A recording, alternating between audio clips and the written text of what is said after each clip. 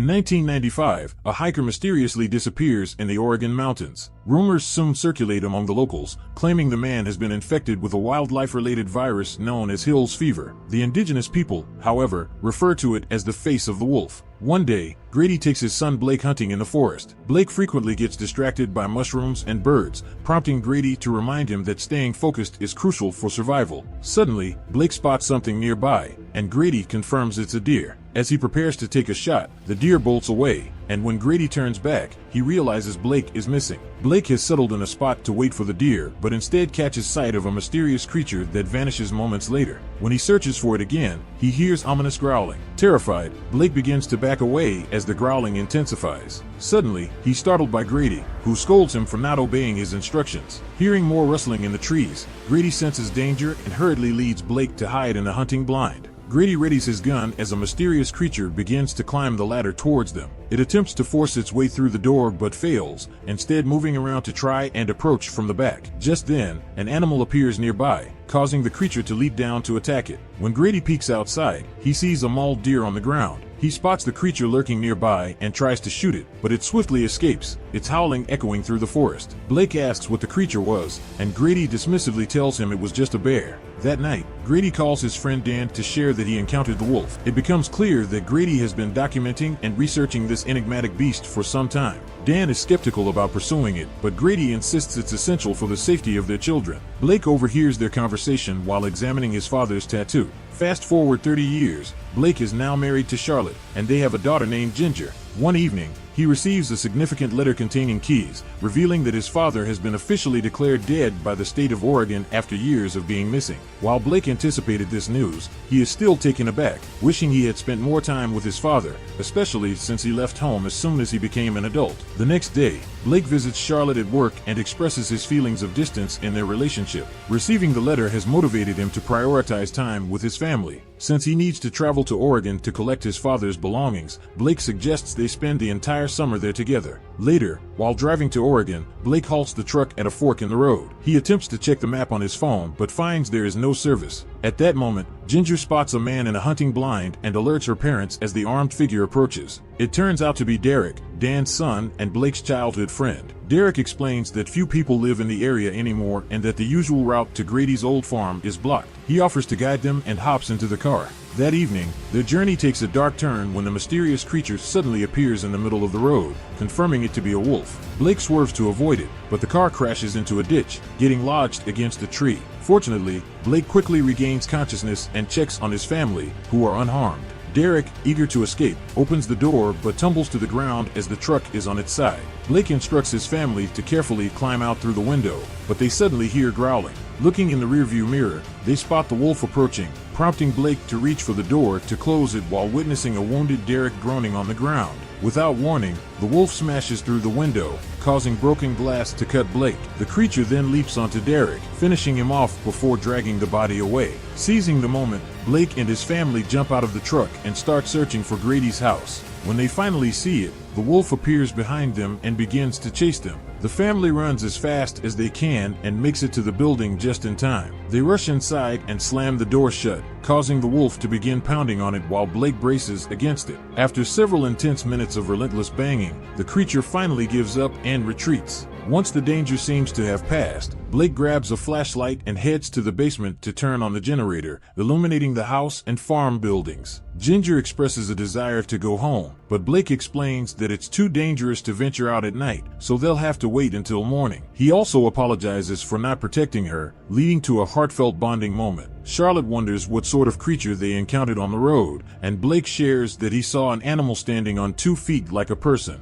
Afterward, Blake pushes a cupboard against the door for added security and grabs his father's old radio in an attempt to call for help, but there's no response. Just then, he catches a whiff of a strange smell and follows it into another room, where he is shocked to discover a stash of meat and jerky. He samples some, only to feel pain in his jaw, prompting him to realize he must have injured himself during the crash. Suddenly, one of Blake's teeth breaks and falls out, prompting a worried Charlotte to insist he sits down so she can examine his injuries. She discovers a deep cut on his arm and begins to clean it. Blake speculates that he must have been hurt by the broken window, but Charlotte counters that it doesn't appear to be a glass cut. After bandaging his arm, she returns to the radio to continue trying to reach for help. Sometime later, Blake starts nailing wood to the floor in front of the cupboard at the door for added security. His hands tremble, making it hard for him to grip the hammer, and he ends up hitting his fingers. Sweating profusely, he heads to the kitchen for some water, only to hear thumping noises coming from a distance. Hammer in hand,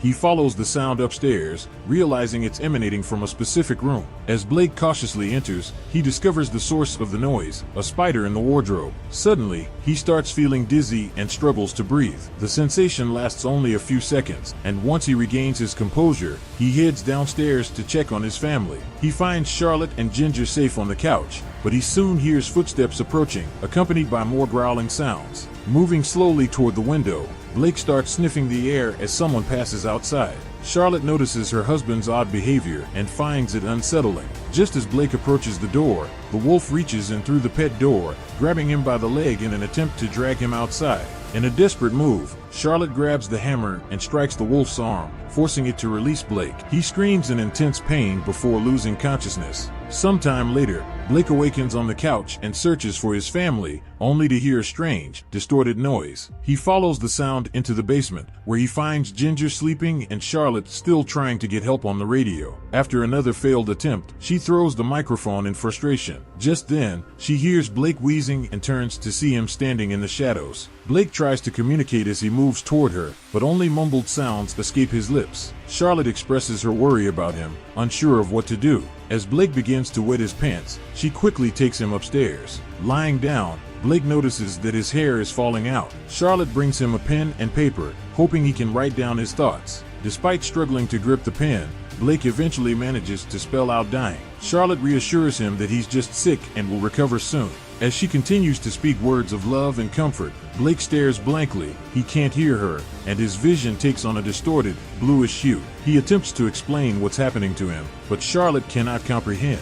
When he tries to talk to Ginger, he notices blood on his hand. After asking Ginger to wait in another room, Charlotte rolls up Blake's sleeves and removes the bandage, revealing the horrific condition of his arm. As Blake hisses in distress, he bolts from Charlotte and starts scratching his arm frantically against the wall. To Charlotte's horror, he then begins to eat at the wound, and with each bite, more teeth fall out. Suddenly, he stops and gazes at a terrified Charlotte for a few moments before walking away. She follows him, but their inability to communicate leaves her feeling helpless, prompting her to let him be. Later, Charlotte glances out the window and spots Grady's old car outside. In a rush, she heads to the basement to find the keys and a battery, followed by a knife from the kitchen. Charlotte drags her family to the car, struggling to help Blake into the back seat as he can barely move. As she assists Ginger, a chilling howl echoes through the area, sending shivers down their spines. Charlotte rushes to the hood of the car to connect the battery to the engine, while Ginger watches in horror as Blake begins to transform into a wolf. After a few tense moments, Charlotte moves to the driver's seat and tries to start the car. Initially, it doesn't respond,